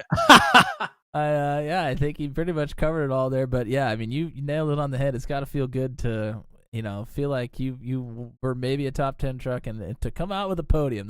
That's got to feel good here tonight. I did have a question about how many tires you had left. You mentioned that you and Justin Michael came into pit together quite a few times. We were a little bit concerned that if we went into overtime with some late race cautions, you might run out of tires. I mean, where were you on how many tires you had left there? I blew it all, dude. Blew the wad. Had nothing left. If it kept going, oh well. I took two. I'm sorry. I had two left. I had two left side tires left. All my rights were gone. But all those cautions going on and that strategy stuff. Why not? I was just like, I'm not going to go home and leave something on the table. So I was just glad it came out to at least a podium. That was a blast. You paid for them, might as well use them. Yep. Yeah, exactly. Save those left side tires for Gateway next week too. Right. Yeah, great job on the podium here tonight on a Thursday night. Let's keep this up. We'll get an interview a week, either Wednesday or Thursday. Maybe you can come out and run some Sundays with us as well. But in the meantime, I might do that. The cup car. What are y'all running Sunday? Oh, I meant the electric car, the Mission. Oh, the Mission. You know what? I would run that, but it just sounds like a drill to my head, y'all. I gotta cut the engine noise down on that, but I might give it a shot. It's because I like that you're running that because no one really runs. That car hasn't been popular, but I've got it. I might give it a shot, see what happens. It's just the sound of it drives me nuts. Well, according to Sim Racer Hub, we're the only ones that run it. So I'm assuming, yes, but that's what makes y'all great. Well, regardless, no matter what day of the week it falls on, and twice on Sundays, it's always great to get to talk to you. Shout outs for you tonight. Hey, just everybody in this league. It's been a lot of fun. I'm learning from the guys that are fast, having fun with my teammates. You guys run a great broadcast, well, whatever night of the week it is, and just having a good time, man. Just appreciate it. All right, partner, keep it up, and right. We'll talk again soon. Later. We'll pull up our second place finisher now. Another podium finish for Will Kirk. Welcome back to the booth. I would imagine probably it hurts to come this close. So I was just telling my mom this. She texted me that I've been on this sim since 2011. That is the worst loss I've ever had in this sim in 13 years. That's rough. I mean, 2 tires versus 4. Justin raced me clean. No one did anything wrong. That one sucks.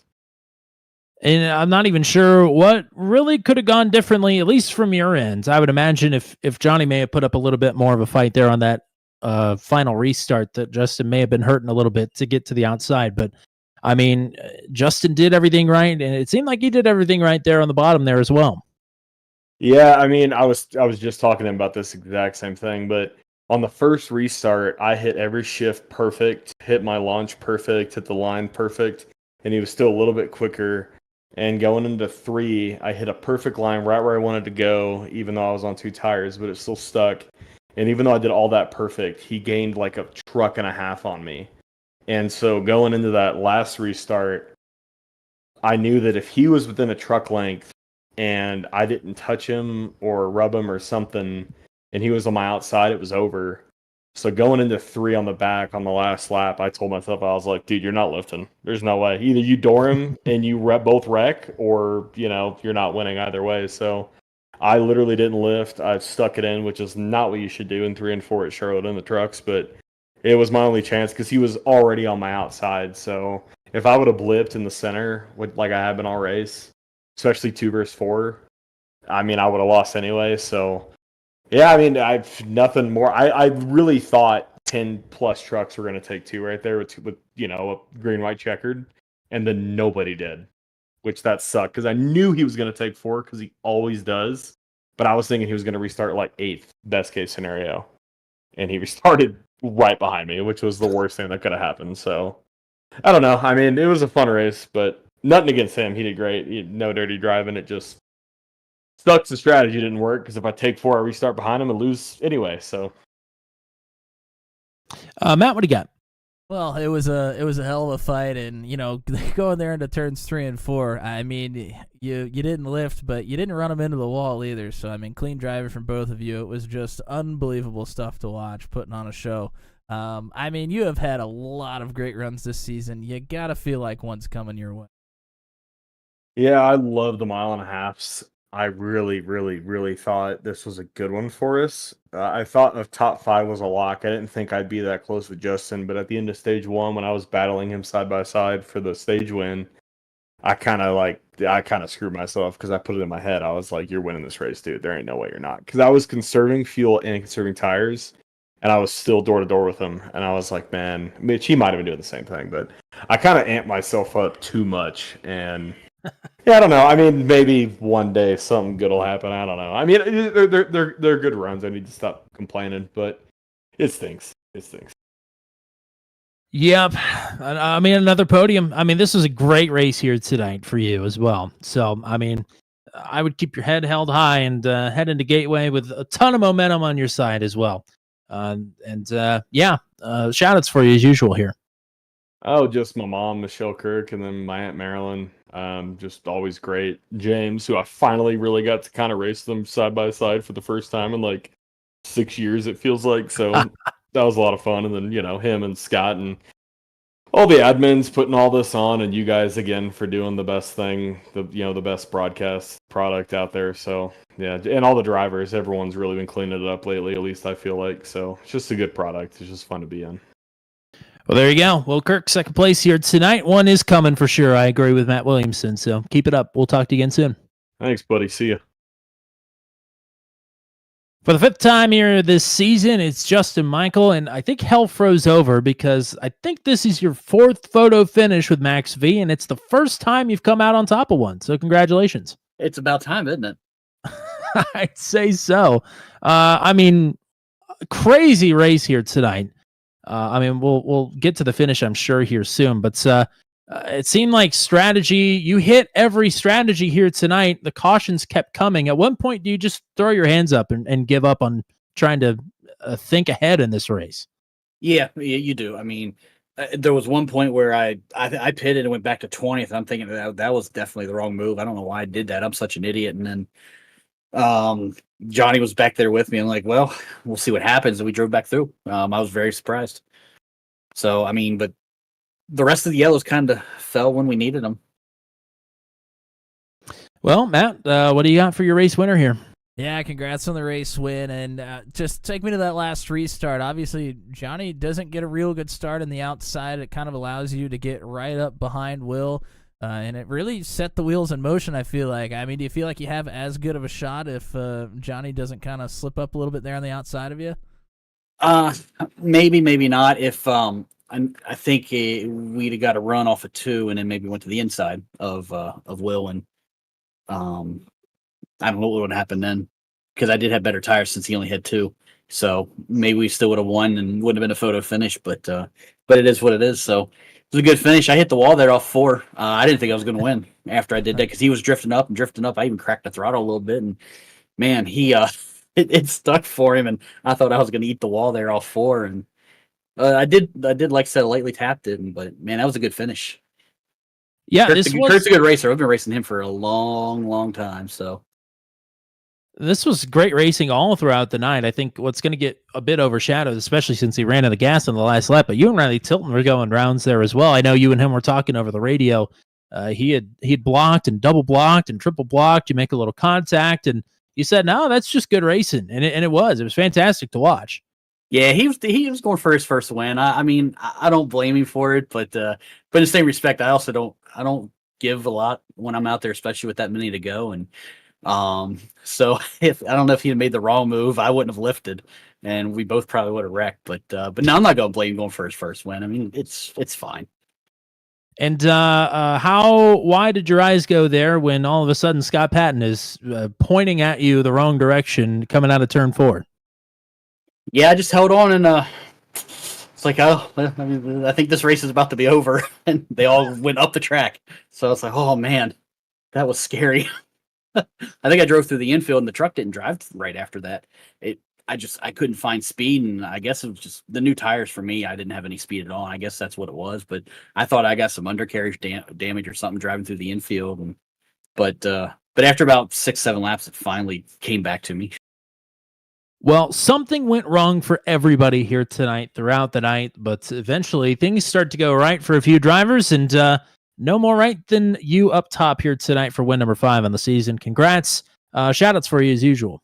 We appreciate it, guys. Yeah, just you guys calling a great race. We'll probably go back and watch that a little later. And Kurt up there running a great race. We appreciate him coming back to the league.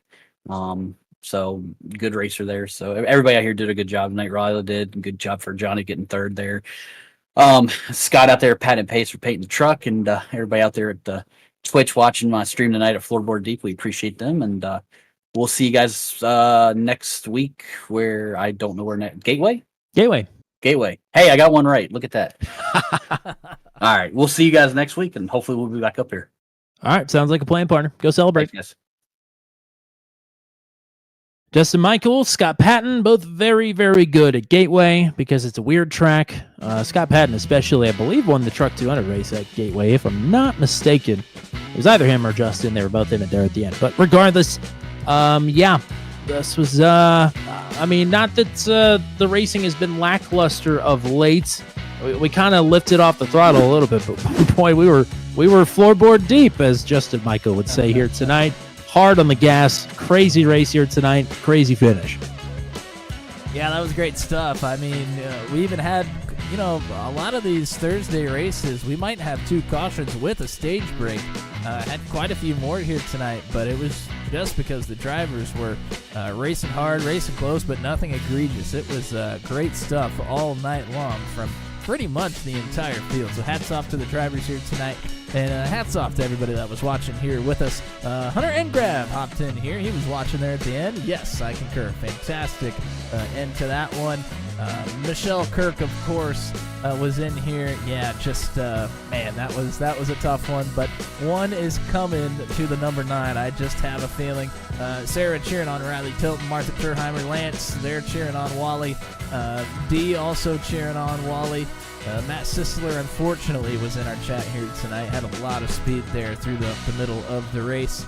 And then Flinky Roberts, he was here. Shelly Mall and Matt Schlosser here earlier as well. Thank you guys for tuning in, chatting with us, and we will see y'all down the road. Absolutely. We'll see you Sunday afternoon, hopefully, if you find a little bit of time. If not, come back and watch us on tape delayed. It is the Mission Art Challenge, Top of Split Strength of Field broadcast from Summit Point Raceway. That'll be an interesting one. Championship implications as we get nearer and nearer to the close of the official season here for season number 2. Yes, plenty of things to keep your eyes out for on Sunday afternoon here on Turn 200, as well as anywhere that you want to see cars going fast. There will be plenty of it on Sunday afternoon, the best day in all of motorsports, and we hope we get to be a little small part of that as well. As for some other action, I think Tuesday, if we do what we did last season, we'll have a POV stream of the Daytona Pro-Am for the Venom Truck Series. So that'll be dipping your toes back into the pool for some Tuesday night action coming back your way. Wednesday nights, it will be time for the SRL Sports Car Championship to return after their 1 week break. They'll be back here at Charlotte. The Charlotte Roval will be on tap for the Sports Car Championship GT3 and GT4 multi-class racing, including podium finisher Johnny Hamby being back in action. And then Thursday next week for the Max V CNC Home Designs Truck Series, we will be here at Gateway. It is the home race for Turn 200, boys, and we'll be there at the oblong 1.25 mile Gateway, I guess Worldwide Technology Raceway Park or whatever it is. It's Gateway. We'll be there next Thursday night, 9:15 p.m. Eastern Time. Hope to see everybody there. Thank you to everybody that is subscribed here tonight. Thank you to everybody that was hanging out in the chats. Yes, thank you to everybody with the Maximum Velocity Racing link. Thank you to CNC Home Designs. Whether you need the modern home of your dreams or just a quaint little farmhouse, Kerry Cleaver has got you covered. Be sure to hit up Kerry Cleaver if you're in Central Florida, need your home built to your standards, and he will take care of you. Thank you to CNC Home Designs for sponsoring the Maximum Velocity Truck Series for 2024. And thank you to everybody that was watching here tonight. Until we meet again, for everybody with Max V, for the GOAT, the one and only Mr. Matt Williamson, I'm Tommy Cook saying so long from Charlotte Motor Speedway, where Justin Michaels stands atop the race here tonight, round number 15 by 12 1/1000ths of a second.